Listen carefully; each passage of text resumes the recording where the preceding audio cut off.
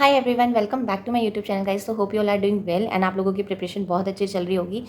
आज मैं जो वीडियो लेकर आई हूँ वो मैं एक ऑनेस्ट एज एन एस्पिरेंट लेकर आई हूँ कि अगर आपका मींस का एग्ज़ाम है तो आपको कैसे अपने आप को लास्ट 5 डेज़ में या लास्ट 10 डेज़ में कैसे अपने आप को प्रिपेयर करना है, कैसे अपना माइंड सेट क्लियर करना है। ये वीडियो लास्ट 5 डेज़ के अकॉर्डिंग है एंड जिनका और मेंस हो चुके हैं वो तो बहुत अच्छे से जानते होंगे, और जिनके रिजल्ट अच्छा है आरआरबी पीओ मेंस में एंड क्लर्क मैं तो मतलब क्लर्क का तो आई थिंक शायद नहीं है, मेरे को इतना अपडेट नहीं है क्लर्क का, क्योंकि मेरा नहीं क्लियर हो पाया था तो मैंने इतना नहीं देखा उसका। हम लोग डिस्कस करेंगे फाइनली कि आईबीपीएस क्लर्क मेंस के लिए आपको लास्ट 5 डेज़ में कैसे प्रिपेयर करना है अपने आप को। तो गाइज, जैसा कि आप लोग एग्जाम पैटर्न जानते हैं, जो बच्चे न्यू हैं उनके लिए मैं कहूँगी, जो एस्पिरेंट न्यू है, कि अगर आप लोग फॉर्मेट नहीं जानते हो एग्ज़ाम का तो आप एक बारी प्लीज़ फॉर्मेट ज़रूर चेक कर लेना। ठीक है, आप लोग मॉक वगैरह दे रहे हो, बट अगर आप एक बारी आपके माइंड में क्लियर होगा कि कैसे कैसे क्वेश्चंस आते हैं एंड कैसे कैसे कितने मार्क्स के बेस पे होता है, तो वो आप लोगों के लिए ज़्यादा अच्छा होगा। तो मैं ओरली बता देती हूँ अभी आपको कि कैसे पेपर सेट होता है। तो गाइस, सबसे पहले हम बात करते हैं रीजनिंग एंड कंप्यूटर की। तो रीजनिंग एंड कंप्यूटर मिक्स आती है, कंप्यूटर के ज़्यादा क्वेश्चन नहीं आते हैं, बहुत कम आते हैं, बट आप फिर भी बेसिक आपको कंप्यूटर का पता होना चाहिए। तो क्वेश्चंस आपके आते हैं 50 एंड उसके जो मार्क्स हैं वो बनते हैं आपके 60 में से। उसके बाद में आता है गाइस इंग्लिश। इंग्लिश आपका 40 क्वेश्चंस आते हैं, 40 मार्क्स का आता है एंड क्वांट आता है आपका 50 questions, 50 mark and current affair, current affair and general awareness and financial awareness आप लोगों की 50-50 मार्क्स की आती है। 50 मार्क्स के क्वेश्चंस होते हैं, 50 मार्क्स के आपको मार्क्स मिलते हैं उसके। तो आप लोग देख सकते हैं कि टोटल अगर हमारे क्वेश्चंस है वो 190 है एंड मार्क्स जो बनते हैं वो हमारे 200 बनते हैं। तो हमें 200 में से कितना लाना है, क्योंकि पीओ के हिसाब से देखिए तो क्लर्क मेंस काफ़ी लो लेवल पर आता है, तो आप लोग अच्छा खासा उसमें स्कोर कर सकते हैं। मैं आपको ऑनेस्टली बताऊं, मैंने मेंस के पेपर दे रखे हैं। मेरे अकॉर्डिंग गाइस प्री क्लियर करना ज़्यादा टफ है, क्योंकि उसके अंदर आपको स्पीड एंड एक्यूरेसी पे बहुत ध्यान देना होता है एंड मीन्स ज़्यादा इजी होता है क्योंकि वो कॉन्सेप्चुअल बेस होता है एंड उसमें आपको टाइम भी सही मिल जाता है। तो अगर आपके कॉन्सेप्ट, आपका बेसिक क्लियर है तो आपको मेंस में दिक्कत नहीं आएगी, लेकिन pre is all about the speed and accuracy जो हमें मेंटेन करनी होती है। और प्री में आप लोग जानते हैं कि हर बच्चा एग्जाम भरता है, इतनी लाखों में एप्लीकेशंस आती हैं, तो that was little bit tough to clear the prelims as compare to the mains, क्योंकि मेंस सारा is all about your basics. मैं आप लोगों को कुछ टिप्स बताऊंगी यहाँ पे, अगर आपका मेंस का एग्जाम है तो आपको कैसे डील करना है उस एग्जाम के साथ में। जैसे कि अगर हम रीजनिंग की बात करें तो रीजनिंग में आपको जानते हैं कि जो सिलेबस ऑलमोस्ट सेम है सबका, बस आपका लेवल बढ़ जाएगा उसके अंदर, मेंस के अंदर। तो आपको क्वेश्चंस उस हिसाब से करने हैं कि अगर मेंस में अगर आपको ऐसा कोई क्वेश्चन आ रहा है जो आप लोगों को आता है बट टाइम टेकिंग हो रहा है, तो आप उसको स्किप करके आगे जाओ। सबसे पहली चीज़ आपको सीखनी है स्किप करना। अगर आप स्किप करना नहीं सीखोगे तो आप एक ही क्वेश्चन पे अटके रह जाओगे, और अगर आपका एक सेक्शन खराब हो गया तो फिर सारे सेक्शन आपके खराब ही हो जाते हैं, क्योंकि डिमोटिवेट हो जाते हैं हम लोग। तो आप सबसे पहले स्किप करना सीखिए, अपने माइंड में सेट कर लीजिए एग्जाम में जाने से पहले आपके पास में 5 डेज़ हैं कि अगर मुझे क्वेश्चन नहीं आएगा तो मैं स्किप करके आगे बढ़ूंगा या आगे बढ़ूंगी। तो स्किप करना बहुत ज़रूरी है। आप एक बारी, और सेकेंड पॉइंट पर मैं ये कहूँगी कि आप लोग एक बारी ना सारे क्वेश्चंस को गो थ्रू करना। लाइक अगर आप एक सेक्शन पे हैं तो आप उसको गो थ्रू करना अच्छे से कि कितना मुझे कौन कौन से क्वेश्चंस आते हैं। किसी भी क्वेश्चन को अपनी ईगो पे मत लेकर जाना कि मैंने ये पढ़ रखा है और अब नहीं हो रहा है सॉल्व।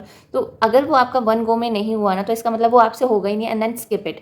उसको मार्क एज रिव्यू कर दीजिए। उसके बाद में जब आपका पूरा सेक्शन कंप्लीट हो जाए तो आप उस क्वेश्चन पे वापस आओ, एक बारी और ट्राई करके देखो, होता है ठीक है टाइम ज़्यादा बचा है तो एक बारी ट्राई कर लो कि ठीक है मैं एक बारी दोबारा ट्राई कर लेता हूँ। अगर नहीं लगता है कि टाइम बहुत कम है and why you are wasting your energy, क्योंकि अगर लास्ट का 1 मिनट बचा है और आपने क्वेश्चन पढ़ा और आपको नहीं आया वो क्वेश्चन, तो आप डीमोटिवेट हो जाओगे कि पढ़ रखा था नहीं हो पाया, तो आप अगले सेक्शन में उसको खराब कर दोगे, मतलब अपने एग्जाम को। तो आप रीजनिंग में थोड़ा स्किप करना कोशिश करना। वैसे रीजनिंग का पेपर मेरे अकॉर्डिंग मुझे ठीक लगता है, रीजनिंग मेरी काफ़ी अच्छी है, तो रीजनिंग मैं कोशिश करती हूँ कि मैं ज़्यादा से ज़्यादा अटैम्प्ट कर पाऊँ, क्योंकि reasoning is very logical thing. So if you can do it जैसा आपको ठीक लगे। उसके बाद मैं बात करती हूँ इंग्लिश की।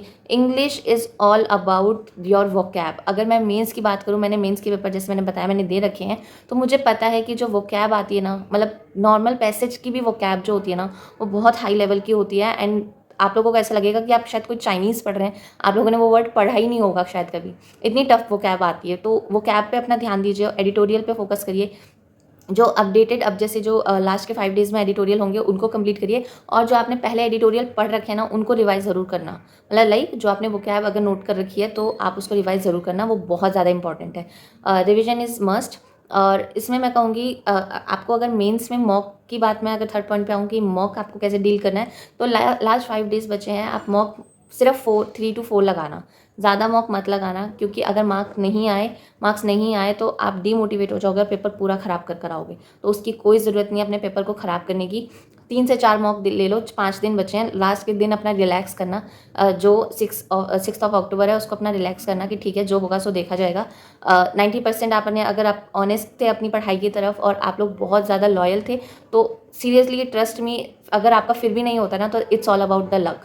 तो जस्ट रिलैक्स एंड अपने एग्ज़ाम सेंटर में जाने से पहले मैं ये कहूँगी कि अपने दिमाग को ना बहुत कूल करके जाओ। अगर आपके घर में कोई बात हो जाती है, आपके बाहर कोई बात हो जाती है, आप किसी चीज़ से टेंस्ड हो जाते हो, तो उसको भी अवॉइड करो कि ठीक है अगर हो गया कोई बात नहीं, अब हम कुछ नहीं कर सकते। तो अपने माइंड को रिलैक्स आप जितना खुद से रख सकते हो ना, उससे बेटर कुछ भी नहीं है। मैं ऐसे-ऐसे बच्चों को जानती हूँ जो मतलब कि लाइक यहाँ पे मतलब कि जब प्रिपरेशन करते हैं तब वो लोग इतना मतलब कि डिमोटिवेट हो जाते हैं एंड बहुत स्ट्रेस्ड आउट हो जाते हैं कि यार नहीं हो रहा, हमसे नहीं हो रहा, मॉक में नंबर नहीं आ रहे, ये नहीं आ रहे, वो नहीं आ रहे। और अगर आप पेपर देखोगे उनका तो वो क्लियर करके बैठे हुए होते हैं और अच्छे मार्क्स से। मैं ये नहीं कहूँगी कि like just passing marks, not it's मतलब अच्छे मार्क्स से वो क्लियर कर लेते हैं एग्ज़ाम को।